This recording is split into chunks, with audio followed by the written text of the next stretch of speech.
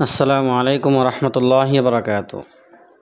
এক মহিলা একজন আলেমের নিকট গিয়ে বলল, হুজুর, আমাকে এমন একটি তাবিজ দিন যেন আমার স্বামী আমাকে আর না মারে, কারণ আমার স্বামী আমাকে অনেক মারে, কথায় কথায় থাপ্পড় মারে।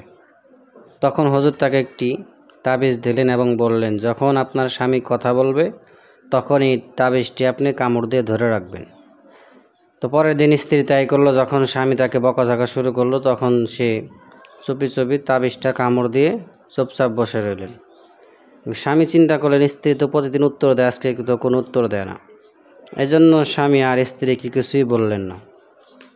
তখন স্ত্রী মনে মনে খুশি হয়ে চিন্তা করলেন যে হুজুর যে তাবিজটা দিয়েছে তাবিজটা খুবই কার্যকর। এজন্য তিনি হুজুরের কাছে গিয়ে হুজুরের খুব প্রশংসা করলেন, বললেন, হুজুর, আপনি তাবিজ দেওয়ার কারণে আমার স্বামী আজকে আমাকে মারে নাই। তখন হুজুর বলল, আসলে মূল বিষয়টা তা না, এখানে তাবিজ দিয়েছি, তাবিজের কারণে আপনাকে মারে নাই, বিষয়টি এমন না। আপনার স্বামী যখন আপনাকে বিভিন্ন রকমের কথাবার্তা বলেছে, আপনি যে চুপ ছিলেন, এই চুপ থাকার কারণেই আপনার স্বামীর আজকে রাগ বেশি উঠে নেই, এজন্য আপনাকে কিছু বলে নাই। সুতরাং এখানে মূল শিক্ষা হলো, আপনার স্বামী যদি কখন আপনার উপর রাগ করে তাহলে আপনি চুপ থাকবেন, দেখবেন অটোমেটিক আপনার স্বামী ঠিক হয়ে গেছে।